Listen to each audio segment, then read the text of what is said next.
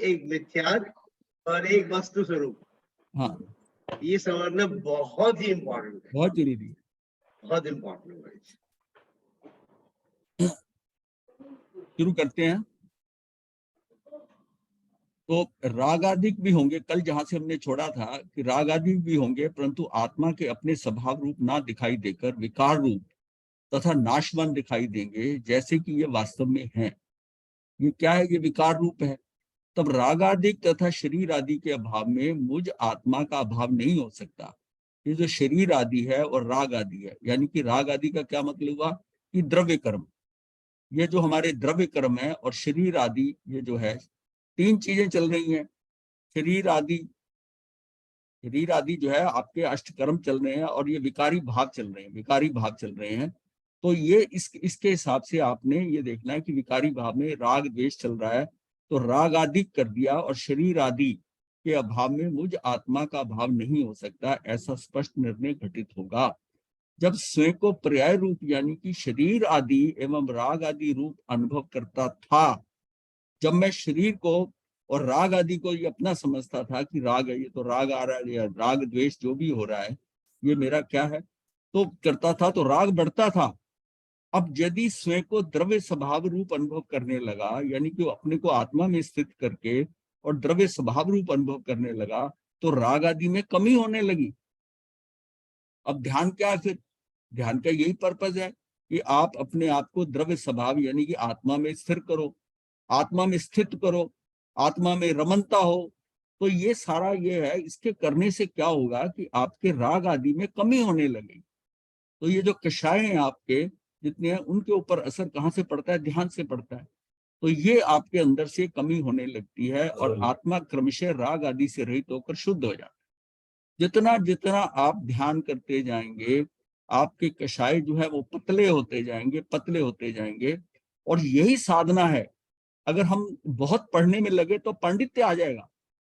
और यही हमारी विपिन जी से भी बात हो रही थी कि मतलब अपने को पांडित्य ग्रहण नहीं करना, अपने को सार समझ आ गया।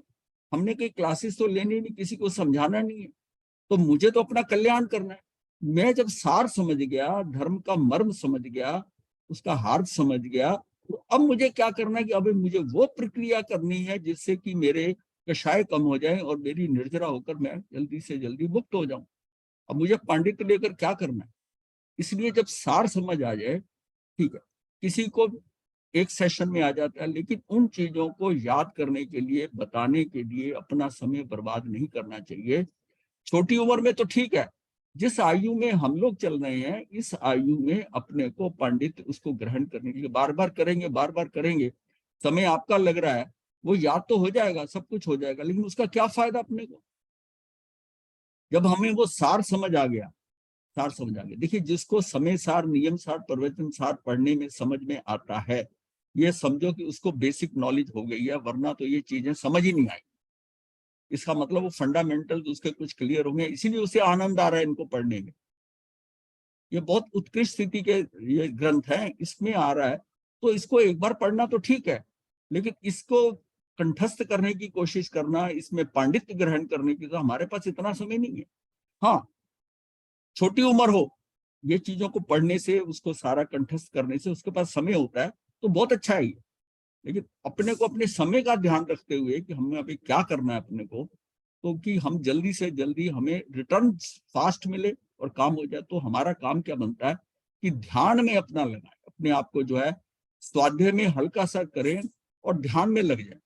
तो बात है निर्जरा की बात हो रही है।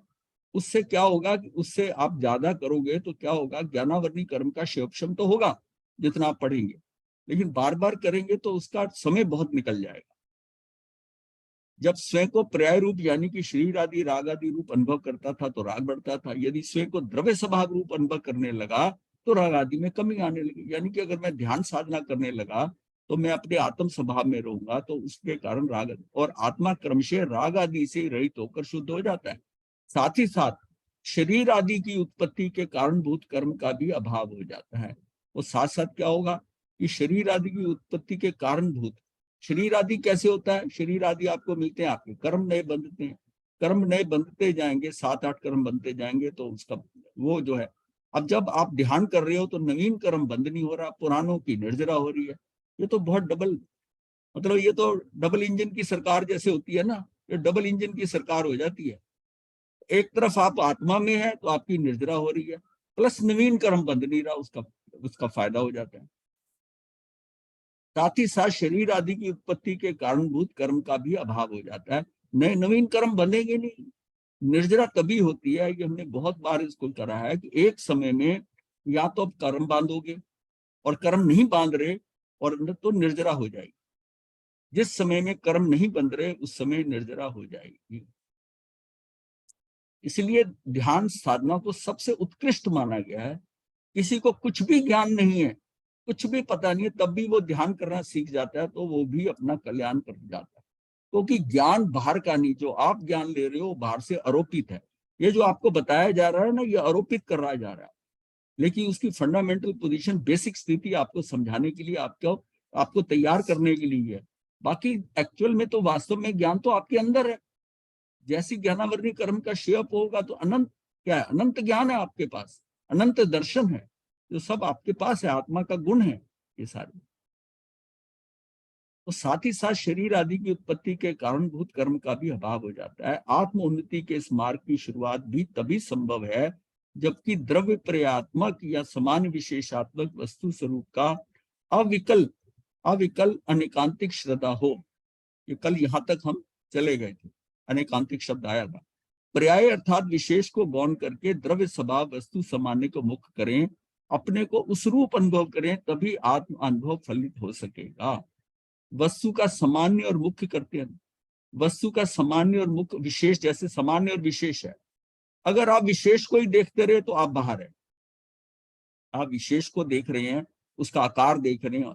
जब आप सामान्य को कर रहे हैं, जो सामान्य क्या है, यानी कि सोना, आकार नहीं, आभूषण का आकार नहीं, आप सोने को ही देख रहे हैं। इसी तरह आप जो है पर्याय को नहीं देख रहे, आप आत्मा में दृष्टि को जो है, दृष्टि को स्थित कर रहे हैं, आत्मा में लगा रहे हैं। तो इससे क्या होगा कि आपके अंदर ना, इसके कारण स्वभाव आपका जो बदलेगा ना, इसी के कारण होगा। तो वस्तु सामान्य को कहते हैं मुख्य करें, अपने को स्वरूप अनुभव करें, तभी आत्म अनुभव फलित हो सकेगा। अनुभव सारा आत्मा का करना है, जो मैं स्वयं हूं। मुझे अपना अनुभव करना, मुझे अपना अनुभव कब आएगा, जब मैं अपने अंदर होऊंगा। और जिसमें मैं बाहर हूँ, शरीर के स्तर हूँ, या बाहर की दुनिया जो है, ये जो जितनी रंगीन दुनिया निगारी, वर्ण गंध रस स्पर्श की जो दुनिया है, इसमें अगर मैं अपने आप को करता हूँ, लगाता हूँ, तो मैं बाहर ही हूँ। मेरी सारी ऊर्जा बाहर जा रही है, मेरा टाइम भी बाहर जा रहा है, मेरे नवीन कर्म भी बन रहे हैं। तो अपने को नवीन कर्मों के बंधन को रोकने के लिए अपनी आत्म, this is the safest position. Safest position क्या है कि तू अपने अपने घर में आकर वहां रुक जा। ये बाहर जो है ना, ये बाहर बहुत ही ज्यादा कोलाहल है, डिस्टरबेंस है, आपके ऊपर हमला भी हो सकता है, कुछ भी हो सकता है, वो घर से बाहर होता है। घर के अंदर तू अपने आराम से वहां बैठ जा, आनंद में बैठ जा। और घर जितना सुख कहीं बाहर नहीं है। आप कितने बढ़िया बढ़िया होटलों में बाहर घूम आते हो, लेकिन घर याद आता है? घर तो याद आता है ना। इसी तरह जब आप ध्यान साधना करने लगे तो आपको घर याद आने लग जाएगा। अभी तक आप इसका स्वाद चखा नहीं है, आपको बाहर सुख नजर आ रहा है, नए नए होटलों में जाने के जैसा होता है वो जाता है। लेकिन जब अपने अंदर आप जाओगे, अपनी आत्मा में जाओगे, इसमें स्थित होगे, उसमें जो आनंद और सुख की प्राप्ति होगी, वो बाहर के जो सुख है वो कुछ भी नहीं, पौद्गलिक है। ये वास्तविक सुख आपको प्राप्त होगा, जो आत्मा में अनंत सुख है। आत्मा में अगर अनंत सुख है तो उस सुख को प्राप्त करने के लिए आत्मा में रहना तो पड़ेगा ना। ऐसा तो है नहीं कि आप आत्मा की तरफ देखें, कह ले कि ये सुख का एक पोर्शन तू ले ले, ऐसा नहीं। जितनी जितनी हमारी आत्मा के साथ प्रतीति होती जाएगी, जितना जितना हम उसके साथ अटैच होते जाएंगे, उतना उतना जो है ना, हमारा ज्ञान, दर्शन, सुख और वीर, आत्म शक्ति बढ़ेगी। हम उसकी तरफ ध्यान दे रहे हैं, आत्मिक सुख बढ़ेगा, ज्ञान बढ़ेगा, दर्शन बढ़ेगा। जो जो हम साधना करते जाएंगे उससे हमारा कल्याण होगा। बड़ी सिंपल साधना है, सिंपल साधना है कि अपनी आत्मा में रुक जाओ। ये बाहर की जो क्रियाएं हैं, ये प्रारंभिक भूमिका बनाने के लिए हैं, और इसके बाद तो उसको, ये तो सारा बेस पे काम कर रहे हो, पर स्ट्रक्चर तो ऊपर खड़ा करना है, और वो ध्यान के द्वारा हो जाएगा। कम समय में बिना कोशिश किए इससे कार्य होता। अब आप कहोगे ध्यान नहीं लगता, अब जिसका ध्यान नहीं लगता तो उसको उसके ऊपर भी थोड़ी डिवोशन देनी पड़ेगी कि ध्यान क्यों नहीं लग रहा। ध्यान कोई लगनी चीज नहीं।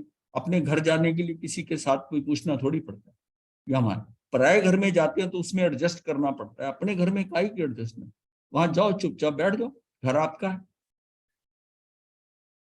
वस्तु सामान्य को मुख्य करें और अपने को उस रूप अनुभव करें, अपने को उस रूप अनुभव करें। मैं कह रहा हूं शुरू शुरू में आप सिर्फ आत्मा को अनुभव करो, चलते हुए भी, देखते हुए भी, खाते हुए भी, मैं आत्मा, मैं आत्मा, मतलब उसको अनुभव करना शुरू कर दो। ये हालांकि आरोपण है, उसके ऊपर आरोपित कर रहे हो अपने ऊपर, लेकिन करते करते ही अनुभव में आपके साथ उसके साथ ऐसा अटैचमेंट हो जाएगी कि आपको आत्मा याद रहेगी, हर समय याद रहेगी, मैं आत्मा, मैं आत्मा। तभी आत्म अनुभव फलित हो सकेगा। अतः वस्तु के सामान्य विशेषात्मक स्वरूप को जानना न केवल महत्वपूर्ण है अपितु नितांत आवश्यक है। किसी भी चीज के अंदर सामान्य और विशेषात्मक स्वरूप को जानना ना, कई बार क्या होता है कि किसी व्यक्ति को भी आप देखते हो, उस व्यक्ति को देखकर उसमें जो विशेष चीजें होती हैं उसको देखते हो, बाहर की भी, इसका बैठने का स्टाइल बहुत अच्छा है, ये मतलब कपड़े अच्छे पहनता है, ये इस तरह का है, वो सारा क्या उसके फिजिकल एट्रीब्यूट्स है, उस फिजिकल एट्रीब्यूट्स के अनुसार उसका एनालिसिस करते हो। पर फिर एक बात आती है कि बेसिकली ये आदमी कैसा है, मतलब इसकी प्रॉपर्टीज, अंदर की प्रॉपर्टीज क्या है। सिर्फ बाहर में जो कमी भी होगी ना वो भी चल जाएगी। एक बार आपको पता चल गया कि ये आदमी अंदर से बहुत भला है, बाहर इसका कुछ भी विचारधारा हो, बाहर से कैसा भी लगता हो, कैसा भी व्यवहार हो, पर इनसाइड जो है ये शुद्ध आत्मा, ये बिल्कुल सही आदमी है, हम इसके साथ निभा सकते हैं। एक के बाहर की बहुत चीजें बहुत अच्छी हो सकती हैं, बट अंदर की कुटिलता जो है वो समझ आ जाती है कि नहीं ये सरल नहीं है, ये सरल नहीं है, उससे आदमी बच के रहता है। तो यहाँ पर क्या है कि आपको तो धीरे धीरे उसको समझना है, समझना है तो आपको धीरे, जितना नजदीक जाएंगे आत्मा के उतना आप समझ पाएंगे। किसी व्यक्ति के भी जितना बार बार मिलोगे तब आपको उसकी रियलिटी पता चल जाएगी। जो फिजिकली पहले एक्सपोजर होता है वो कई बार डिसेप्टिव भी होता है। वो डिसेप्टिव होता है कि व्यक्ति की बाहर के देखकर हम समझ जाते हैं कि ये बहुत अच्छा है, ये ऐसा है, पर उसके नजदीक जाने पे पता चलता है कि ये उतना जो हम समझ रहे हैं ये सारा उसका क्या है, पर्सनैलिटी जिसको हम कहते हैं, जो उसका ये पर्सनैलिटी के कारण है। उसने अपने आप पर आरोपित किया हुआ है, ट्रेंड किया हुआ है, उसकी करेक्टर एथिक्स नहीं है, पर्सनैलिटी एथिक्स है। वो जो है ना उसको व्यक्तित्व को उसने बना लिया है, पर अंदर जो उसके बेसिक चीजें हैं वो वैसी नहीं है। तो बेसिक जब हम समझ जाते हैं किसी व्यक्ति को, जब आप कहते हो ना ये मेरा मित्र है और मैं इसको भली भांति जानता हूं, तो वो चाहे क्रोध भी करता हो, डांटता भी हो किसी को, तब भी आपको पता है कि ये व्यक्ति सही है, ये भलाई करने के लिए डांट रहा। सामान्य विशेष को समझने की प्रतीकात्मक शैली चैतन्य समान को पहचाने बिना धर्म की शुरुआत संभव नहीं, ये निश्चित है, परंतु विशेषों अर्थात पर्यायों में ही उलझे रहने का कारण, उन्हीं में अपनत्व बुद्धि होने के कारण हम संसारी जीवों के लिए उस चैतन्य को पकड़ पाना कठिन लग रहा है। रीजन यह है कि हम जो बाहर की चीजें, जो विशेष है, विशेष क्या है, ये बाहर का सारी जो चीजें जो उनके आकार हैं इसको देखकर, अर्थात पर्याय, हम पर्यायों में इतना उलझे हुए हैं कि द्रव्य की तरफ उतना ध्यान नहीं जाता जितना हम पर्याय में देखते हैं। कई बार आपने देखा होगा कई कपड़े इतने सुंदर, इतने चमक, इतना रंग अच्छा लग रहा होता है कि ये कितना बढ़िया कपड़ा है, कैसा है। जो पारखी होता है ना वो धीरे से हाथ लगाकर कपड़ा देखता है और उसको ये भी पता चल जाता है कि ये कपड़ा जो है ना ये ज्यादा चलने वाला नहीं है। क्यों? उसने देख लिया कि उसके अंदर स्ट्रेंथ नहीं है, ये तो कुछ चमक है इसमें, लेकिन एक दो धुलाई पड़ेगी इसकी चमक खत्म हो जाएगी, इसका रंग भी फीका हो जाएगा और इसमें उतनी, इस कपड़े में स्ट्रेंथ भी, शक्ति भी नहीं है।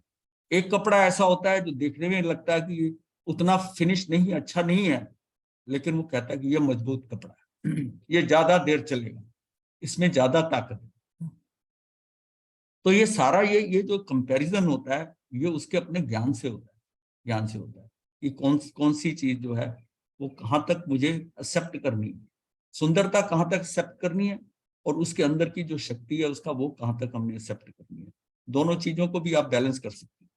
उस चैतन्य को पकड़ पाना कठिन लग रहा है बताए गए उदाहरणों में स्वर्णपना, गोरसपना आदि सामान्य को पकड़ पाना तो आसान है, परंतु देह, मनुष्य आदि बाह्य पर्यायों और क्रोध आदि अंतरंग परिणामों के परे उनसे विलक्षण उस चैतन्य समान तक पहुंच पाना हमारे लिए कठिन हो रहा है। मतलब वहां तक पहुंचना जो है ना, सामान्य के लिए मतलब चैतन्य सामान्य का तक पहुंच पाना, जो चैतन्य कह दो या सामान्य कह दो, मतलब हम पर्याय से हटकर द्रव्य की तरफ पहुंच पाना हमारे लिए कठिन हो रहा है। ये उसके अंदर टिक पाना नहीं है। यहां तक कुछ लोगों का होता है कि आंखें नहीं बंद कर पाते। अगर उनको कह दो कि आपको 48 मिनट तक आंखें बंद करके बैठना है, बैठ जाओ, तब भी वो 10 मिनट बाद एक आंख को ऐसे घुमा देख लेंगे। तो इसका मतलब है कि उनके पास कितनी शक्ति, कंट्रोल कितना है, कुछ भी नहीं है। क्योंकि उनको अंदर जो है ना, वो स्थिति बड़ी घबराहट होती है। क्या कई लोग आंखें नहीं बंद कर सकते, घबराहट होती है। तो उनको ये बताया जाता है कि तुम खुली खुली आंखों से करो, लेकिन खुली आंखों से करना भी इतना आसान नहीं होता। तो ये तो अपने सामान्य को अंदर आत्मा में उसकी आपको रिटर्न नजर आती हो कि आत्मा में पहुंच जाना, यहां मैं पहुंच जाऊं, ये कठिन नहीं है, लेकिन ये है कि उसमें थोड़ा अभ्यास करना पड़ता है। अपनी वर्तमान स्थिति में हम विशेषों विशेषों क्या पर्यायों के तो समीप खड़े हैं। ये हो गया था, हमने कल भी वो बीच बीच में वो जाती रही ना। तो हम विशेषों को यह और सामान्य को वह द्वारा अभिव्यक्त करें, तब तक तृतीयात्मक शैली से पूर्ण वस्तु अभिव्यक्त होगी, यह और वह द्वारा। ये हमने ज्यादा डिटेल में नहीं जाते इसमें। यह बहुत निकट है, वह बहुत दूर है। अपने को सारा जो है ना वह का ध्यान करना है। यह तो हमें नजर आ रहा है, यह से, लेकिन हमें यह से जो है ना आकर्षण ज्यादा होता है। और वह में जो नहीं है चीज है, जिसको विजुलाइज करना है आपको सिर्फ अनुभव में कि हाँ आत्मा है, तो वो जो है ना वो थोड़ा आपको मुश्किल नजर आता है। क्योंकि उसमें अब जैसे हम कह देते हैं ना, जब किसी चीज को हाइपोथेटिकली कहते हैं, उसको समझाना मुश्किल होता है। एक चीज सामने पड़ी होती है, उसको व्यक्ति समझ जाता है। अब इसको है कि उसको भी उस दृष्टि से देखना पड़ेगा आत्मा को। धर्म कहता है कि तुम वही हो, केंद्र पर हो। एक तो ये सबसे बड़ी बात कल के उसमें आई थी कि हम केंद्र के ऊपर रहें, हम ज्यादा फैले नहीं, परिधि को ज्यादा नहीं बढ़ाएं, और केंद्र की तरफ मुंह रखें अपना और छलांग लगाएं। अगर हम परिधि के ऊपर घूम रहे हैं, परिधि पे हम कितना भी ज्ञान प्राप्त कर लें, कितना कुछ कर लें, लेकिन रहते हम परिधि पर ही हैं। कितना तप कर लें, रहेंगे परिधि के ऊपर ही, हम वहीं के वहीं खड़े हैं। बल्कि हमारे में परिधि में मैं अपने को थोड़ा एलिवेट कर लेता हूं। मुझे लगता है हो सकता है कि आपके अंदर मान आ जाए कि मैंने ये कर लिया, मैंने तो इसमें ज्ञान दर्शन में पीएचडी कर ली, मैंने ऐसा कर लिया, मैंने ऐसी पढ़ाई कर ली, मैं तो मास खमन कर लिया, मैंने तो इतनी अठाइयां की हैं। वो सारा क्या है, पर है तो तू परिधि पे ही। तो परिधि के ऊपर है, यानी तू सरकमफ्रेंस पे ही घूम रहा है। तेरा वहां से केंद्र से डिस्टेंस तो उतना ही पड़ा हुआ है, उतना ही पड़ा हुआ है। तुझे तो केंद्र पर आना है। अगर जो कुछ तूने वहां किया है वो गलत नहीं किया है, अगर ज्ञान लिया या तप किया है, पर इसको करते करते अगर तू परिधि छोटी करता जा रहा है साथ साथ, तो वही तेरे काम आ जाएगा। वो जो तप है, वो ज्ञान है, वो व्यर्थ नहीं जाएगा, क्योंकि उसका परिणाम है, उसका प्रैक्टिकल जो है, जो आपने जो ज्ञान प्राप्त किया, ज्यादा जो अध्ययन किया या ज्यादा तप किया, उसका प्रैक्टिकल यूज किया कि आपकी सर्कमफ्रेंस कम होगी, आपने केंद्र के नजदीक आ गए, अपनी आत्मा के नजदीक आ गए। और आत्मा के नजदीक आ रहे हैं तो आप उसको उसका रिजल्ट मिल जाएगा। अब वहीं वहीं खड़े हैं। तो ये इसलिए क्लियर किया जा रहा है कि आप ये ना समझें कि तप जो है ना बिल्कुल आउटराइट हम इसको रिजेक्ट कर रहे हैं या ज्ञान को, लेकिन उसका उसका परिणाम क्या आना चाहिए। इसका बेनिफिट तभी आएगा जब उसका रिजल्ट जो है। अब एक बच्चा बहुत पढ़ता है, माता पिता कहते हैं दिन रात हमारा बच्चा तो पढ़ता रहता है, और रिजल्ट आता है नंबर कम आते हैं। अब बताइए वो पढ़ाई किस काम की। उसका जो मापक है, मापक तो उसका वही है ना कि उसका रिजल्ट आकर वो वहां आता है। और एक बच्चा जो है वो कम मेहनत करता नजर आता है, माता पिता की पता नहीं क्या, वो बहुत खुश होते हैं, तो फर्स्ट क्लास में पास हो गया, तो पढ़ता ही नहीं था, पढ़ता ही नहीं था। अब ये बात है कि उसकी कितनी ग्रास्पिंग पावर है, कितना वो समझ पाता है। हम भी तप कर रहे हैं, अगर हम ब्लाइंडली तप कर रहे हैं तो हमें समझ नहीं आ रहा, देखा देखी करें। अगर तप को समझ के कर रहे हैं, तप अध्ययन भी समझ के कर रहे हैं, उसको ऐसे ही पढ़ते नहीं जा रहे हैं, उसको समझ भी रहे हैं, तो उसका इम्पैक्ट तो आएगा ही आएगा, उसका इम्पैक्ट आएगा। इसका मतलब है कि हम अगर वो परिणाम नहीं ला रहा, तो इसका मतलब जो कुछ किया उसमें कुछ गड़बड़ है, कुछ गड़बड़ है। अब जिस स्टूडेंट ने दिन रात किताब आगे रख के बैठा रहता है और उसका रिजल्ट नहीं आए, तो फिर वो क्या कर रहा था?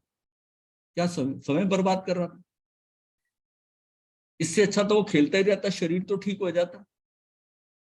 यही यही बात है कि हमने फिर रिजल्ट, हमने अगर अपनी तप करके, तप से क्या है कि तप करना भी एक उसकी शक्ति, उसके अंदर उसका सामर्थ्य बढ़ता है। हर आदमी तप उतना नहीं कर सकता। अगर उसने करा तो उसका परिणाम, उसको रिजल्ट आना चाहिए उसका, उसके अंदर। अब तप किया है और कषाय बढ़े हैं, बताइए वो तप किस काम? जबकि उससे हमारा जो आत्मा का जो मेन, हमारा जो उसकी सफलता या उसकी प्रोग्रेस का जो मापक है, वो हमारे कषायों की कमी कमी हो गया है। उसकी अल्पता होती जा रही है और न्यूनता हो रही है। तो हम समझ रहे हैं कि ये व्यक्ति ठीक चल रहा है, ये जो कार्य कर रहा है। अगर वो नहीं हो रही और बढ़ रहा है बल्कि, और ज्यादा तप कर रहा है और कषाय बढ़ रहा है, तो उसके हिसाब से ये ठीक नहीं। वो जो है वो अंदर वो मतलब कलेश हो रहा है उसकी, वो तप जो कर रहा है, देखा देखी कर रहा है अंदर, तो अपने शरीर के देह के साथ, वो देह के साथ लड़ाई कर रहा है, वो लड़ाई कर रहा है, और वो उसका रिजल्ट आएगा। एक स्प्रिंग होता है ना, एक स्प्रिंग को कितना दबा लोगे? जब दबाते दबाते एक स्टेज आएगी वो छाल मारेगा और सारा इसके लिए केंद्र की ओर मुंह करके छलांग लगानी पड़ेगी, और छलांग लगाने से पहले परिधि का संक्षिप्त अर्थात छोटा करना होगा। सारा ये केंद्र के समीप छलांग योग्य दूरी हो सके, हमारी छलांग लग सके, केंद्र पर हम आ सके, इसके लिए मुझे अपनी परिधि को कम करना है। तो ये प्रोग्राम बनाना पड़ेगा कि मैं अपना सर्कल छोटा करूंगा, यहाँ यहाँ जाना, घूमना, गर्मियों की छुट्टियों में यहाँ जाना, विदेशों में घूमना, यहाँ जाना, नए नए कपड़े शॉपिंग करनी, मॉल में जाना, ये धीरे धीरे किट्टी पार्टियों में जाना, शादी फंक्शनों में एंजॉय करना, ये सारा क्या है? ये आपका, क्योंकि क्वेश्चन मेन चीज है, आपका समय आपका जा रहा है, समय आपका जा रहा है। तो ये सारी चीज हम देखते हुए यहाँ अगर स्थानक में भी आए हैं, गुरुओं के पास भी आए, तब भी हमें क्या प्राप्ति हुई है? हमने क्या कुछ पाया? या आने जाने में जो अरम शरम किया वही रह गया? मतलब सौदा घाटे, हर जगह आप कंपैरिजन करें कि सौदा मेरा मुनाफे का है कि घाटे का। ये क्षण जो बीता है ये मुनाफे का है कि घाटे का? अगर वो घाटे का ही है तो ये नुकसान होता जाएगा, और फिर क्या कि मूर्छा के अंदर वो सारा समय बीतता जाएगा और हमें ये भी नहीं पता चलेगा कि समय हाथ से निकल गया।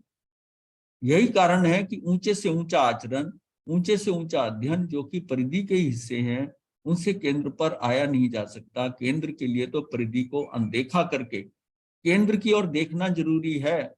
मात्र परिधि पर परिवर्तन करने पर केंद्र आत्म स्वभाव नहीं पाया जा सकता। संसार में जन्म मरण जहां है वहां यह है, जो जन्म मरण से रहित है वो वह है। हम निर्विकल्प अवस्था में ही तो वह है, और यदि विचारों में है तो यह है। अब हमारी स्थिति भी क्या है कि आत्मा है अगर है, लेकिन अगर मैं निर्विकल्प अवस्था में हूं तो वह हूं, वह में हूं तो वह में, और यदि विचार चल रहे हैं मेरे तो यह है। ध्यान करते हुए भी वो यह में है। अगर ध्यान करते हुए भी वो अंदर प्रवेश नहीं पा रहा, आत्मा का उसको नहीं हो रहा, वो आंखें बंद करके सिर्फ बैठा है, तो यह है। ये नहीं सोचे कि मेरा ध्यान लग गया। अर्थात जब हम विचारों में हैं तो अपनी आत्मा में नहीं है। विचार आत्मा में नहीं है, आत्मा में नहीं है। जितने गहरे विचार में जाते हैं उतने वह से दूर हो जाते हैं, जितने गहरे विचार में जाते हैं उतने वह से दूर हो जाते हैं। समाज हमारे वह में रस नहीं लेता, समाज तो यह में रस लेता है। उसको वह से क्या लेना समाज को? घर वालों को भी आत्मा तेरी आत्मा, तेरी आत्मा तू संभाल, तो हमें बता तो हमारे साथ कैसा है, तेरा व्यवहार कैसा है, हमारा तू क्या कर सकता है? बच्चों से लेकर, पत्नी से लेकर, माता पिता सारे रिजल्ट देखते हैं आपका बाहर में। आप हमारे लिए क्या कर सकते हो? हमने आपके लिए ये किया था, आप रिटर्न में क्या दे रहे हो? ये तो आपस का लेन देन है। जब ये इसका इक्विलिब्रियम बिगड़ता है तो तब सारी गड़बड़ हो जाती।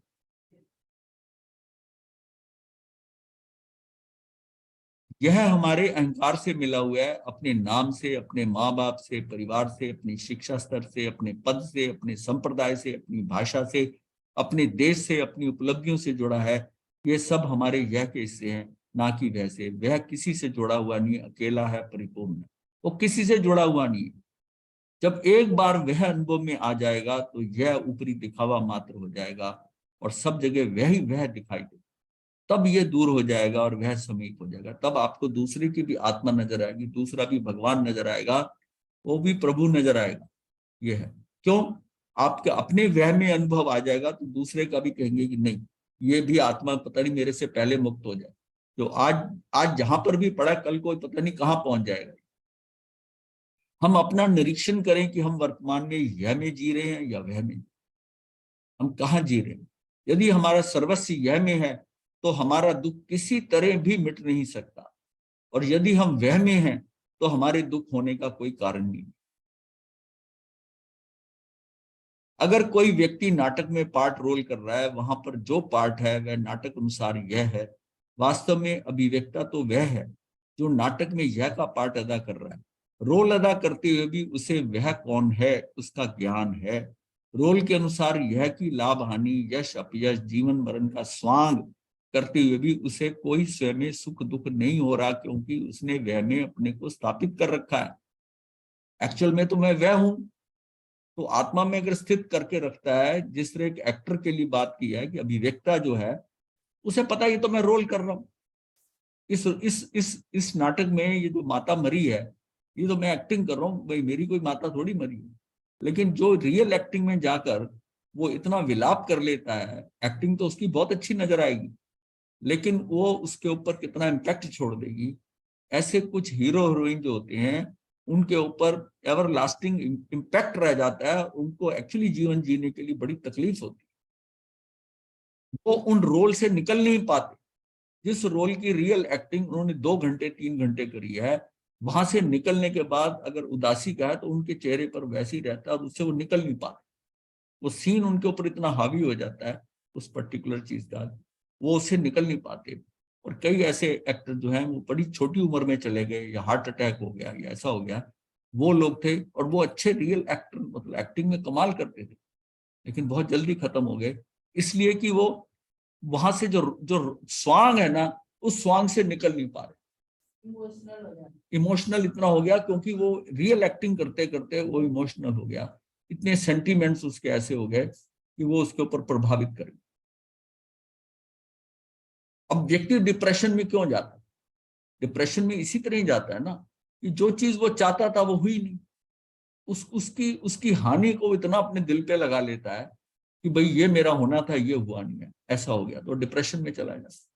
और वो उसके उसके ऊपर इम्पैक्ट कर देती है। वो एक्टिंग करते करते उसके ऊपर डिप्रेशन जैसा आ जाता है और उससे निकल नहीं पाता। ऐसे बहुत बहुत होती है। तो उससे क्या होता है, ये एक किस्म से ये समझिए न्यूरोलॉजिकल डिसऑर्डर हो जाता है। मतलब न्यूरोलॉजिकल जब एक्टिंग करता है आदमी तो सिचुएशन उसको वो आर्टिफिशियली क्रिएट करता है। आर्टिफिशियली क्रिएट करता है कि दुख है, एक्चुअल उसके अंदर से दुख तो फील हो नहीं रहा। जैसे उसमें उसका पुत्र की उसमें एक्टिंग में मृत्यु हो रही है, और अगर रियली में उसके पुत्र की मृत्यु हो रही तो उसकी कंडीशंस कुछ और होगी। और उसके ब्रेन ने उसको सिग्नल को लेकर ऐसी एक्टिंग करवाई कि जैसे वाकई इसका पुत्र मरा है। अब उसके जो आफ्टर इफेक्ट्स रहेंगे वो उसको क्या कहते हैं, उसका डिसऑर्डर हो जाए, डिसऑर्डर हो। ये सारी चीजें अब हम उससे निकले। अब ये चीज समझाने का मतलब ये है, इसको आप स्वांग समझो। जो आपका जीवन है ना, आप इसमें अटक गए, इसको आपने रियलिटी समझ ली। हमारे साथ जो कुछ भी हो रहा है, हमारे साथ यहां हो रहा है, इसको मैं एक्टर का तो समझता हूं कि फिल्म के अंदर एक्टिंग कर रहा है और एक्चुअल एक्चुअल लाइफ में नहीं होना चाहिए। लेकिन अब हमारे साथ भी तो एक्टिंग हो रही है ना।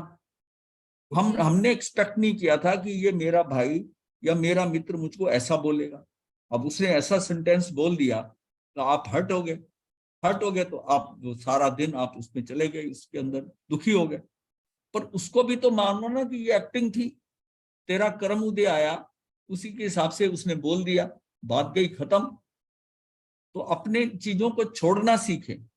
इसका मतलब है कि जो स्थितियां हमारे सामने स्टेज पर आती हैं, स्टेज पे पलट रही हैं, वो पार्ट ऑफ स्वांग समझे।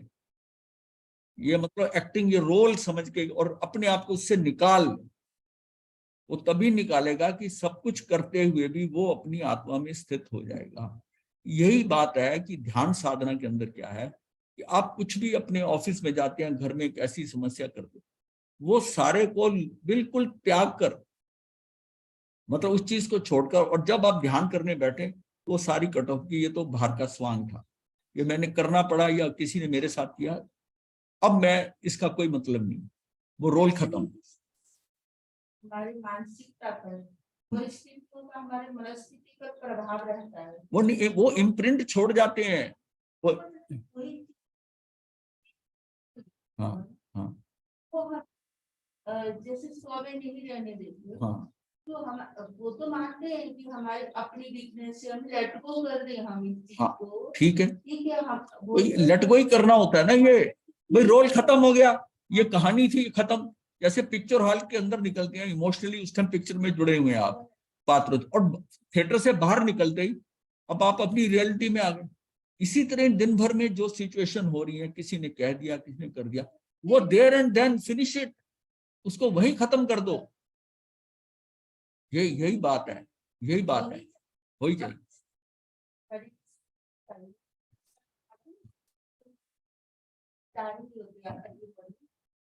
बाद में फिर वो हम उसको रिवर्स करते हैं, ऐसी स्थिति से बाहर मुक्ति, बार बार इस चीज का कोई यह और वह की स्मृति होती रहे तो मेरे ख्याल इसका मतलब यही है, मतलब ये है ना, हम समझे कि जो बाहर जो कुछ हो रहा था ये स्वांग, जब जब हम उस पर दोषारोप, किसी ने क्यों कह दिया, कैसा कह दिया, वो सारा उसमें है कि इसके डायलॉग ठीक नहीं थे, इसकी स्क्रिप्ट, इस नाटक की स्क्रिप्ट में डायलॉग ठीक नहीं थे, वो डायलॉग खत्म हुए, अब मैं नाटक से बाहर, मैं नाटक से बाहर, मैं नाटक से बाहर होता हूँ क्या? रात को जिस टाइम सोते हैं आप बेड के ऊपर, क्या आप नाटक से बाहर होते हैं? या वो सारा दिन का वो घूमता है, और कुछ ऐसी घटनाएं, अप्रिय घटनाएं जो होती हैं, वो सोते टाइम भी आपके सिर में घूमती है, और सुबह उठते ही वो फिर याद आ जाएंगे। हाँ, तो क्या है, आपने अपने को क्या करना क्या है?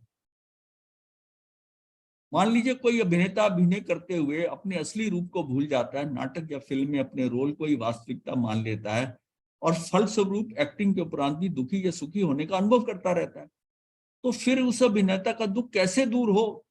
उपाय यह है कि उसे फिर से उसके निज रूप, वह जो कि उसकी वास्तविकता, उसे अवगत करा दिया जाए। अब कुछ लोग ऐसे हैं कि जैसे वो सीरियस फिल्में करते थे, बहुत सीरियस फिल्म करते थे, बड़ी अच्छी एक्टिंग, इमोशनल एक्टिंग, सेंटिमेंटल, उसको ये कहा गया कि नहीं, आपकी तबीयत खराब हो रही है ना, आप कुछ कॉमेडी में काम करो, मतलब अपने आप को चेंज करो कि कॉमेडी में जाओ। क्या इससे वो बदल जाएगा? कॉमेडी करते हुए वो कॉमेडी, उसको इस तरह बदला नहीं जाएगा, उसको उसमें से निकलना है। ये आरोपण जो है कि भाई पहले आप सीरियस रोल कर रहे थे, अब हंसी मजाक के रोल करोगे तो उसका काउंटर ही ऐसा होगा, ऐसा नहीं है, ऐसा नहीं है, ऐसा नहीं होता। वह जो कि उसकी उपाय यह है कि उससे फिर से उसके निज रूप, वह जो कि उसकी वास्तविकता, उससे अवगत करा दिया जाए। रोल का बदलना सही उपाय नहीं है, उसको रोल बदलने का उपाय नहीं है, क्योंकि रोल्स तो गरीब का, अमीर का, निर्बल का, बलवान का मिलते ही रहेंगे, परंतु यदि अपना खुद की वास्तविकता का एहसास बना रहे तो चाहे जैसा भी रोल हो उसको अदा करते हुए भी दुखी नहीं होगा।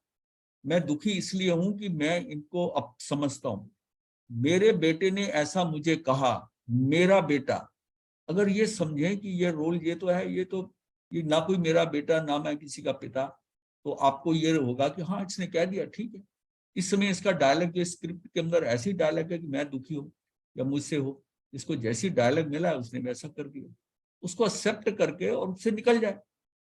वो तभी हो सकता है जब हमें सब पराये नजर आए, सब पराये नजर आए कि ये हम इकट्ठे रह रहे हैं। जैसे समाज होता है ना, समाज में भी बातें होती है, हम मिलते भी है, जुलते भी हैं, बट इमोशनली अटैच नहीं होते एक दूसरे से। उसके साथ ये होता है ठीक है इसने कह दिया ना, मैं आगे से बात ही नहीं करूंगा।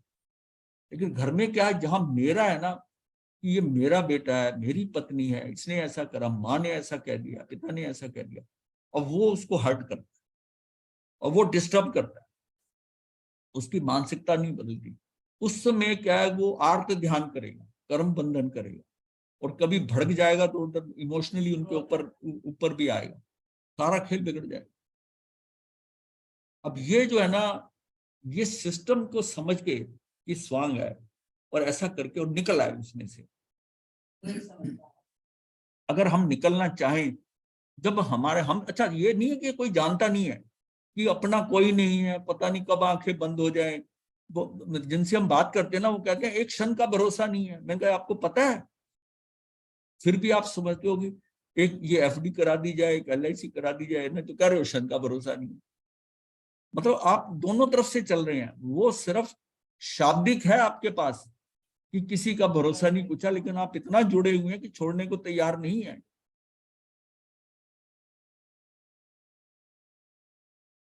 इसी प्रकार जीव की स्थिति है मनुष्य पशु आदि शरीरों का संबंध और क्रोध मान आदि विकारों का होना तो मात्र उस चेतन वस्तु के विशेष हैं।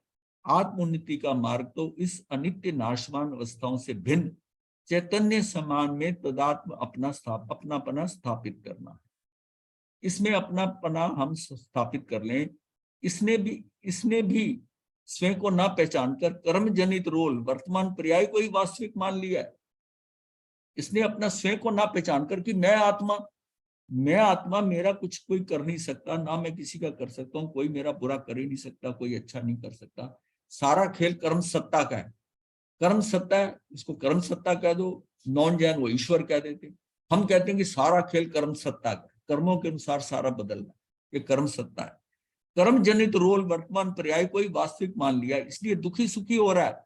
दुख से बचने के लिए इसने समय समय पर उन रोल्स को बदलने की चेष्टा तो की है, बट कर्म के उदय के अनुसार कदाचित इसका रोल बदल गया तो इसने स्वयं को सुखी मान लिया, परंतु इन रोल से भिन्न जो अपना स्वरूप है उसे जानने की चेष्टा नहीं की कि मैं उसको बदलने की कोशिश ना करूं, पर मैं रियलिटी समझूं कि ये मेरा कोई अपना नहीं है, ये मात्र एक स्वांग है, एक नाटक है, एक नाटक है।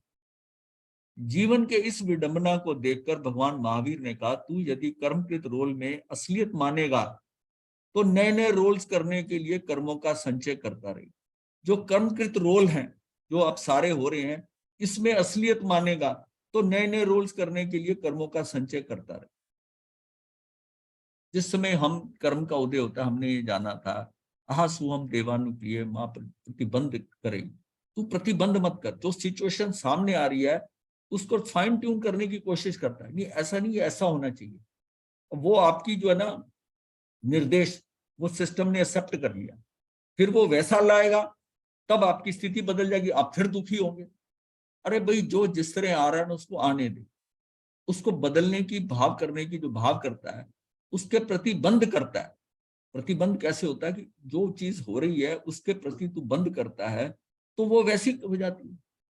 उस सिस्टम को चेंज कर रहा है, बार बार चेंज करे जा रहा है और सुखी फिर नहीं हो रहा, सुखी फिर नहीं हो रहा।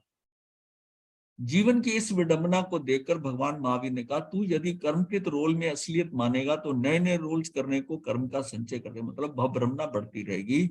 उन कर्मों के अनुसार तुझे नए रोल्स करने पड़ेंगे, तेरी यही दशा अनादिकाल से चली आ रही। तो उन स्थितियों को, परिस्थितियों को, व्यक्ति वस्तु परिस्थिति को बदलने की कोशिश करता जा रहा है। ये व्यक्ति अच्छा नहीं है, ऐसा, ये व्यक्ति अच्छा है, ऐसा है। उसको कहा ये मेरे साथ होता तो ये, मेरी ये पत्नी बनती तो जीवन अच्छा हो जाता। अरे भाई, जो ऐसा जो बनी है ना, इससे भी अच्छा हो सकता, इससे भी अच्छा हो सकता है। तू ये देख कि तू इसमें कर क्या सकता है। जो स्थितियां आपको प्रोवाइड की गई, अब तुम उसको ही बदलने की कोशिश कर रहे हो। ये मेरा ऐसा करे, मैं ये काम करता तो ऐसा होता। तो ये सारी चीजें तुम क्या है कि आप रोल को बदलने की कोशिश कर रहे हो सारा, और रोल बदलने के कारण फंसता है आदमी। और यही कारण था कि द्रौपदी ने कहा कि इस स्त्री के साथ 5 पुरुष हैं, मेरे साथ भी होते। अब उसका नतीजा आ गया।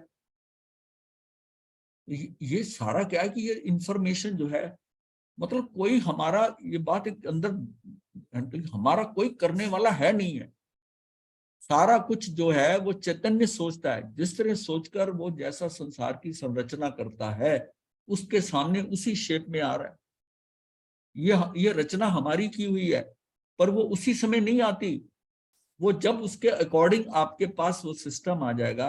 मान लिया कोई चीज का आप ऑर्डर देने हैं, जितने क्रेडिट कार्ड में पैसे आएंगे तो फट से वो चीज सामने आ जाएगी। अब पैसे ही नहीं पूरे क्रेडिट कार्ड में, तो वो चीज कैसे मिलेगी। अब जैसे जैसे होगा तो आप अपनी डिमांड इतनी करते जा रहे हो, जितनी डिमांड करते जा रहे हो उस डिमांड को पूरा करते, इसका मतलब आप मुक्त नहीं होना चाहते। जब तक आप उसको फाइन ट्यून करते जाएंगे, इच्छाएं, तृष्णाएं, लिप्साएं, वासनाएं जितनी आपके अंदर होती जाएंगी, मुझे ये मिल जाए, मेरा ये हो जाए, ऐसा हो जाए, वो सारा आपको प्राप्त होगा और आपके जितने प्लस पॉइंट्स हैं उसके अकॉर्डिंग आपको मिलता जाएगा, लेकिन संसार से निकल नहीं पाओ। ये सारी चीजें बंद करनी पड़ेंगी हमें। कोई नई डिमांड मत दो। अब पता नहीं पीछे की कितनी डिमांड दे के आए हो, वो वैसे आ रही हैं, आने दो, बट ठीक है। और अपने अंदर कोई भाव रखना है तो सिर्फ इतना रख लो, मुझे शीघ्र अतिशीघ्र मुक्त होना है। ऐसी मतलब मुक्ति के मार्ग की अपने अंदर भाव रख सकते हो। किसी वस्तु, व्यक्ति, परिस्थिति को बदलने का भाव रखकर कुछ भी मत सोचो, ऐसा हो जाए, ऐसा हो जाए।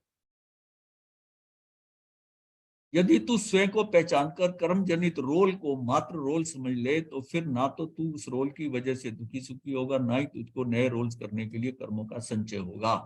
और तू इस प्रकार अंत में जब पूर्व संचित कर्मों द्वारा रचा हुआ तेरा अंतिम रोल भी समाप्त हो जाएगा, तो फिर उन कर्म जनित रोल से सर्वथा रहित होकर जैसा तू निज में है वैसे ही रह जाएगा। मतलब है कि अगर हम डिमांड दे रहे हैं तो डिमांड हमारी पूरी होगी। जो डिमांड है, जो हम डिमांड कर रहे हैं, जो हम कर्म कर रहे हैं, कर्म भी भुगताने पड़ेंगे। और जब वो सिचुएशन आती है तो आप अपनी जो है उस चीजों को एक्सपेक्ट करते हो कि ऐसा हो जाए, ऐसा हो जाए, वो भी चल रहे हैं, भाव भी साथ चल रहे हैं। भावों से भी आप कर रहे हो और उससे भी कर रहे हो और क्रियाओं से भी कर रहे हो, तो सारों का रिजल्ट सामने आता जा रहा है। ये कब खत्म होगा? पुराने स्टॉक में से जब अब नई चीजों के बारे में सोचना बंद करके नई फरमाइश मत करो, नई फरमाइशें मत करो। अगर अंदर रखनी है तो मैं जल्दी से जल्दी मुक्त हो जाऊं, इसके अलावा कुछ मत हो। ये जीव निरंतर कर्म के अनुसार मनुष्य, देव, त्रियंच, नारकी का रोल कर रहा है, क्योंकि अपने को नहीं जानता कि मैं चैतन्य हूं। अतः उस रोल को ही वह अपना स्वरूप मानता है और दुखी सुखी होकर नवीन कर्मों का संचय करता है। इन कर्मों के फल स्वरूप फिर नवीन रोल्स प्राप्त करता है। जो भी अच्छा बुरा रोल मिलता है वह उस जीव की इच्छा के अनुसार नहीं मिलता, अपितु पूर्वकृत कर्मों के अधीन ही मिलता है। वो जो चाहता है वो उसी टाइम नहीं मिलता उसको, वो तो पूर्वकृत कर्मों के अधीन हो ही मिलता है। वो जो कर्म कर रहे हैं, अच्छे पुण्य किए हैं, कुछ किए, उसके अकॉर्डिंग आपका काम हो जाएगा, उसको बनेगा। अब मान लिया वासुदेव है, वासुदेव बनता है, वो निदान करके बनता है। लेकिन निदान करने के लिए, निदान की मीनिंग क्या है कि उन कर्मों के एवज में उसमें क्या बार्टर सिस्टम है। अगर मैंने इतना तप किया है, इतना ये किया है, अगर इसका कुछ फल हो तो मुझे ये प्राप्ति।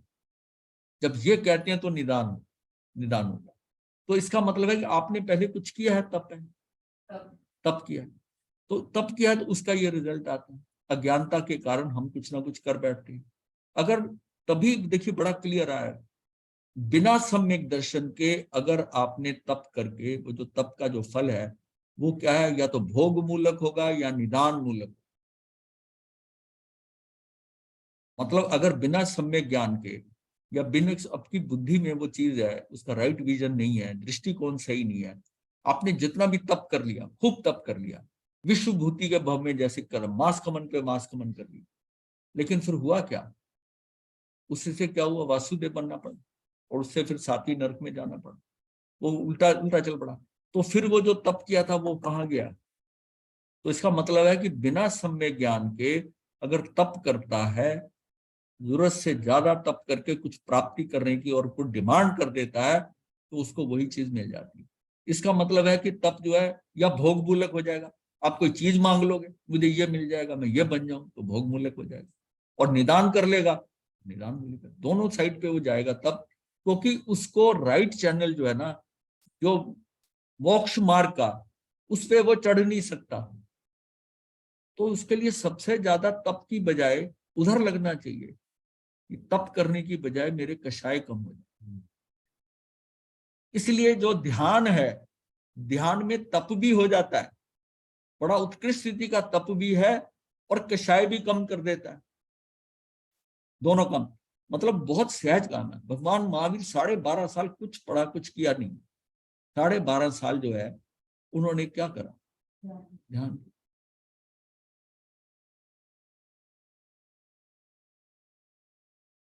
स्वरूप फिर नवीन नवीन रोल्स प्राप्त करता है। जो भी अच्छा बुरा रोल मिलता है उस जीव की इच्छा के अनुसार नहीं मिलता, तो पूर्वकृत कर्मों के अधीन ही मिलता है। इस प्रकार जब ये दुखी होता है तो वर्तमान अवस्था को दुख का कारण मानकर दूसरी अवस्था प्राप्त करने की चेष्टा करता है। ये जो हमने बात करी ना, अब वो जो सिचुएशन सामने आ रही है कर्मों के अनुसार, उसमें वो उसको दुखी मान रहा है अपने आप को कि ये ठीक नहीं है मेरे लिए, ये ऐसी होती तो दूसरी अवस्था प्राप्त करने की चेष्टा करता है, परंतु ये नहीं समझता कि इन अवस्थाओं में बदलाव होना भी पूर्व संचित कर्मों के ही अधीन है।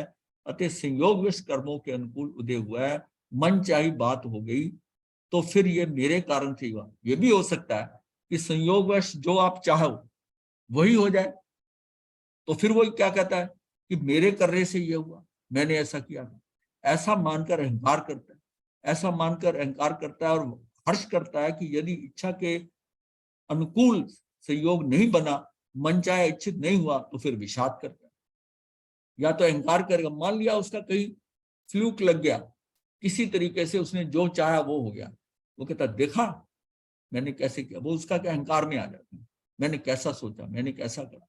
इस प्रकार अपने किए अहंकार और विषाद युक्त परिणामों के द्वारा पुनः नवीन कर्मों का संचय कर लेता है, जिनके फलस्वरूप पुनः शरीर आदि की प्राप्ति होती है। और ये चक्कर जो है ना अनवरत मतलब कंटिन्यूअसली चलता रहता है, ये चलता रहता है। इस चक्कर को तोड़ने का उपाय इस जीव ने ना तो कभी समझा है, ना कभी किया है, कभी चेष्टा भी नहीं की कि मैं निज स्वरूप को जानूं। यदि ये स्वयं को जान ले तो फिर किसी भी कर्म जनित पाठ यानी रोल करना पड़े, उसमें अहंकार ममकार होगा ही नहीं।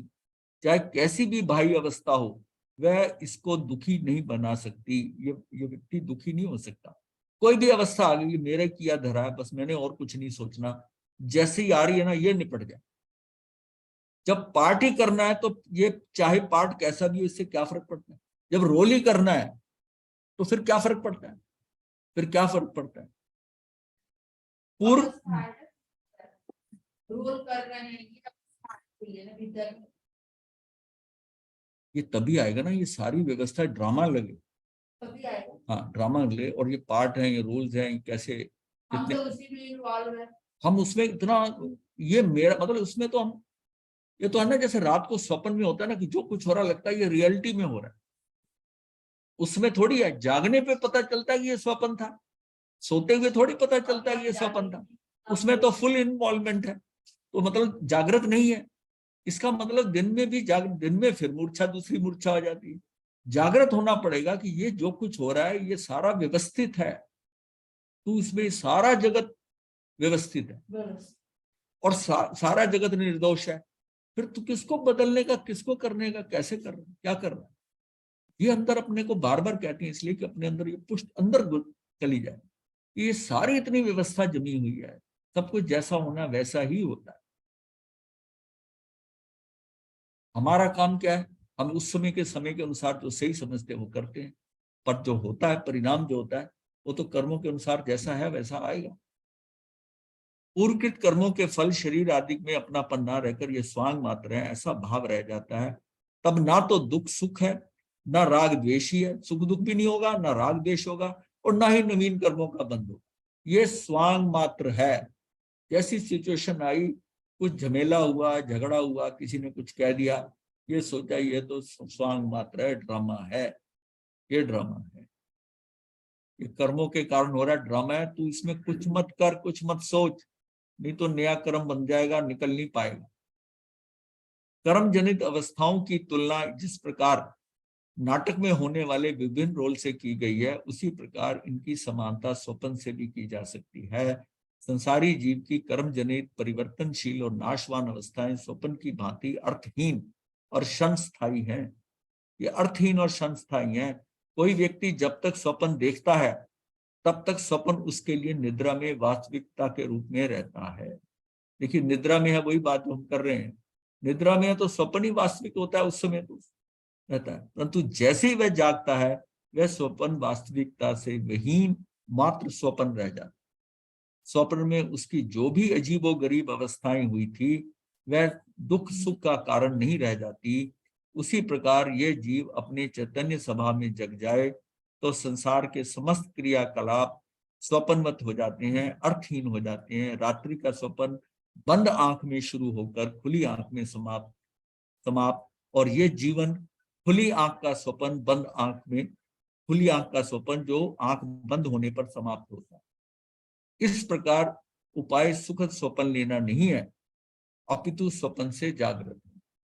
अब वही बात आ गई ना, लास्ट लाइन में देखो ना, इस प्रकार उपाय सुखद स्वप्न लेना नहीं।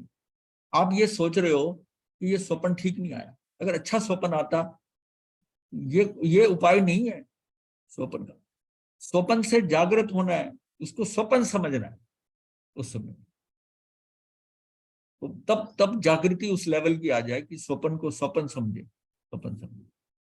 तो रात में तो नहीं ऐसा हो सकता, लेकिन दिन में आप सोच सकते हैं ऐसा। दिन के स्वप्न में यह है कि आप ये बात कर सकते हो कि ये तो दिन का स्वप्न है।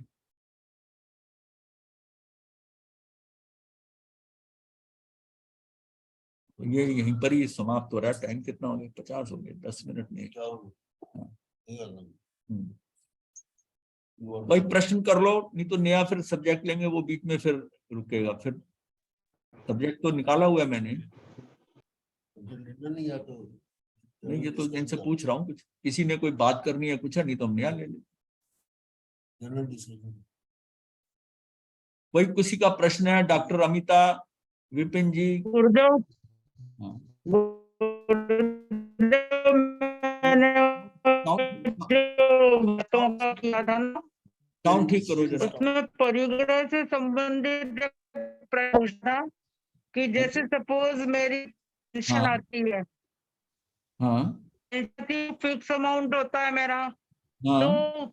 अब जो हमने परिग्रह की सीमा करी हो, तो पेंशन तो ऐड होती जाती है ना, तो कैसे उसकी सीमा करें? उसकी सीमा भी हो जाएगी।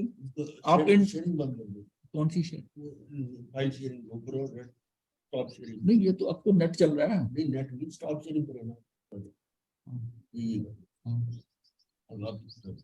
हाँ बोलो। हाँ जी, तो क्या है कि उसमें आप ना एक फैक्टरल नियुक्त है कि उसमें पेंशन को लेकर लिख सकते कर सकते हो। इन टर्म्स ऑफ गोल्ड भी ले सकते हो।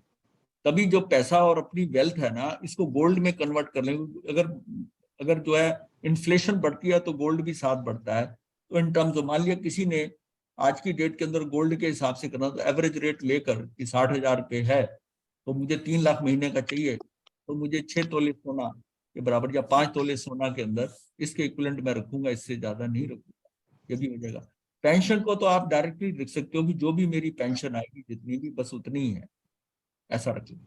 पेंशन में क्या वगैरह बढ़ जाते हैं, पेंशन बदल जाएगी। आपने एक स्पेसिफिक अमाउंट मत रखिए। गुरुदेव, ऐसा होता है ना कई बार, ऐसा है, इसको अंडरस्टैंड ऐसा करो ना कि वो पेंशन आपकी सिर्फ पेंशन। नहीं गुरुदेव, एक प्रश्न था कि जैसे गवर्नमेंट की। हाँ बोलो। हाँ जी। हाँ, गवर्नमेंट की। नहीं गुरुदेव, पेंशन का क्या होता है, गवर्नमेंट को पिछला वो बकाया एरियर वगैरह हाँ, वो देती है, पेंशन का ही है। अब वो पेंशन का ही, वो उसमें कोई ऐसी बात जैसे कि पेंशन रिलीज हुई है तो उसमें हाँ, एरियर आएंगे, तो जो है उससे। ना ना, इतना अच्छा माइन्यूट जी। आपको कि पेंशन के कारण ये मेरा और कोई पैसा नहीं, सिर्फ पेंशन है, बैंक इंटरेस्ट है, या कोई पैसा इंटरेस्ट पे लगाया हुआ, इन टोटल की सारी इनकम ये है। इस इनकम के अलावा मेरा कोई और इनकम का सोर्स नहीं है। तो जितनी भी अमाउंट है ठीक है। हाँ, इसको एक्सेप्ट करो। उसको पेंसिल से आप बनाते जाओ, भरते जाओ। हाँ, श्रावक के 12 व्रत हो जाएगा। कभी फिर आओगे तो नेक्स्ट टाइम करा देंगे। जी। जितने भी जिन लोगों को धर्म समझ आ रहा है वो श्रावक के 12 व्रत तो ले ही लें। 12 व्रत लेने से बहुत स्थिति बदल। गुरुजी, हाँ मेरा क्वेश्चन वही है जो आपने अभी बोला ना। मैंने आपसे पहले भी कहा था कि मुझे श्रावक के 12 नियमों के बारे में कुछ समझना है, उसके बारे में। तो क्योंकि बहुत भाव है अब, हाँ। और तो वो कैसे, मतलब मुझे आप थोड़ा सा समझाएं आप। देखिए, इसमें सीमाएं करनी पड़ती हैं। श्रावक के 12 व्रत हैं, जैसे 5 जैसे अनुव्रत हैं। ऐसा इसके ऊपर पूरा हम डिस्कशन ही कर देंगे आर्टिकल। हाँ ऐसा जी, हाँ जी। इसको पूरा तो डिस्कशन, और इसका परफॉर्मा भी होगा ना, जो वो भी स्कैन हाँ करके, जी, ताकि उसके परफॉर्मे के अकॉर्डिंग जो है ना, आप उसमें एनालिसिस करें, पेंसिल से भर लें, फिर डिस्कस करके, और फिर यहाँ आपको ऑनलाइन ही करा देंगे, ज्यादा बात। हाँ जी, हाँ जी, बिल्कुल। हाँ जी। बाकी ध्यान वगैरह बहुत अच्छा चल रहा है मेरा, अच्छा, ध्यान अच्छा चल रहा है। मैं सब एक आसना बहुत बहुत अच्छा। हाँ जी। एक आसना किसने कहा? मैं सब मैंने एक आसना कर अच्छा अच्छा, बस ध्यान मेरा गुरुदेव, भी ये दिशा परिमाण जो करना होता है, हाँ ये दिशा। डेली करना होता है कि एक बार फिक्स कर लेना होता है बस? आप दोनों ही हैं, दोनों ही हैं, दोनों ये तरह से। रोज का रोज करना होता है तो कि 14 नियम में आता है, फिक्स? 14 नियम में आता है। और दिशा परिमाण करने की मतलब आपका मान लीजिए विदेश में नहीं जाना है या साल के अंदर कहीं विदेश जाना पड़े तो 1 या 2 ठीक फ्लाइट है। अपनी हाइट पे, ऐसा भी कर सकते हैं। इसके अलावा मुझे मतलब फ्लाइट्स में नहीं जाना है, हवाई जहाज से नहीं जाना है, देश से बाहर नहीं जाना है। 14 नियम में जरा स्पेसिफिक हो जाता है। 14 नियम में आज आपने लुधियाना नहीं जाना या आपने जाना है तो आपने सोचा कि मैंने कुप कला जाना है तो मेरा 50 किलोमीटर के दायरे का खुला रख लिया। यहाँ तक भी कर सकते हैं, इस दिशा के अंदर मेरे 50 किलोमीटर जाना, ये पूरा घेरा एक रख दिया, बाकी सबसे निवृत्त हो जाओगे। 343 घन राज्यों में पूरे लोक में आपने कन्फाइन कर लिया कि मैं इसके अलावा कहीं नहीं जाऊंगा। जैसे हमारी आत्मरमणी जी ने, दादी जी ने, इन्होंने किया हुआ है कि मुझे अधीश्वर धाम से बाहर जाने ही, और इन्होंने बात खत्म कर दी, मुझे कहीं नहीं जाना। मार साहब एक छोटा सा प्रश्न और है इसके अंदर। जैसे सीमा करते हैं, हाँ कभी कभी पानी के रास्ते ट्रेवल करना पड़ता है, मतलब बोट लेनी पड़ती है या नदी क्रॉस, ऐसी तो बात नहीं ऐसे है। में क्या सारा पानी का दोष आता है या कैसे उसको मैनेज कर सकते हैं? जितना पानी आपको पीना है वो आप रख सकते हैं। देखिए गृहस्थ को इतना नहीं है, साधु के लिए भी है, साधु भी पानी रख लेता है, पर थोड़ा डिस्टेंस होता है, कितने तक जाएगा। 2 कोस तक पानी रख लेगा, 2-2.5 कोस, अलावा नहीं रखेगा पानी। तो पानी पानी जो है ना, पानी का रखना जो है, आप वो उसमें इतना इतना नहीं जाइए डिटेल में। बेसिक चीज समझ लीजिए कि मुझे दिन भर में क्या करना है, खाने की आइटमें क्या सीमित है, धन को सीमित करना है, अपनी प्रॉपर्टीज हैं, घर कितने हैं, अपने आप को सीमित, और जिन जिन से अपने आप को निकाल सकें उसमें निकालते जाएं। मान लिया बच्चों को देना है, क्या करना है, जो देखकर अपना अपना सेल्फ इंटरेस्ट को कवर करते हुए आप अपने आप को बड़ा हल्के करते जाएं, हल्के करते जाएं। कैसे लोगों के बिजनेस में कुछ नहीं कर रहे, अब लेडीज है, इनका नाम फर्म में डाला हुआ है, अब उनको इसका दोष तो लगता ही है। मैन्युफैक्चरिंग यूनिट है, उसका दोष है, वो 12 वर्क ले रही है, उसका नाम है उसमें। गुरु जी, मेरा एक क्वेश्चन था। अब जैसे हम दिन में द्रव्य लगाते हैं, जैसे हमने 15 द्रव्य रखे हैं अगर, तो उसमें जैसे फ्रूट हो या कोई भी चीज हो, जैसे 2 फ्रूट है, कहते हैं अगर इकट्ठा खाओ तो उसको एक मानते हैं, ऐसा नहीं है ना? नहीं, ऐसा नहीं। ये तो उसमें गलियां निकाली गई हैं।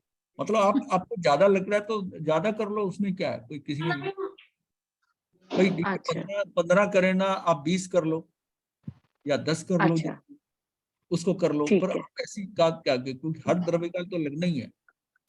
सारा कुछ एक ही पात्र में डालो, एक ही द्रव्य हो जाएगा, ऐसा नहीं है। ऐसा नहीं है ना? हाँ ऐसा नहीं, जी, द्रव्य ठीक तो वैरायटी आप ले। हाँ ठीक है। मारा साहब एक आसना करवा दीजिए दोनों। अच्छा, धारणा प्रमाण। आज नजर नहीं आ रही आप लोग, कहाँ हो? बहुत श्री। वीडियो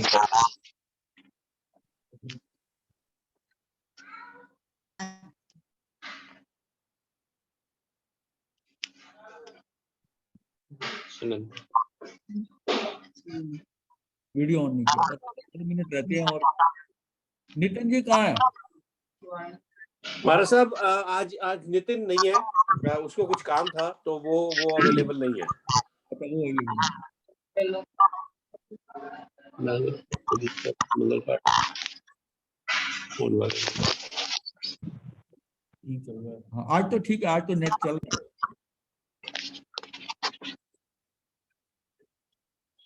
मारा साहब मैं रिकॉर्डिंग रोक रहा हूँ। हाँ, बस ठीक है। मंगल पाठ ले लो। गुरुदेव की आज्ञा से तारी मंगलम हरिहंता मंगलम सिद्धा मंगलम साहु मंगलम केवली प्रणतो मंगलम तारी लुगुत्मा हरिहंता लुगुत्मा सिद्धा लुगुत्मा साहु लुगुत्मा केवली प्रणतो धम्मो लुगुत्मो चत्तारी शरणम पवज्जामि हरिहंती शरणम पवज्जामि सिद्धे शरणम पवज्जामि साहु शरणम पवज्जामि केवली प्रणतो शरणम पवज्जामि ये चार चरण करने और न चरना को दर प्राणी करे अंतरंग। जय मथेन वंदना भी जय मथे वरना गुरुदेव मथेन वरना।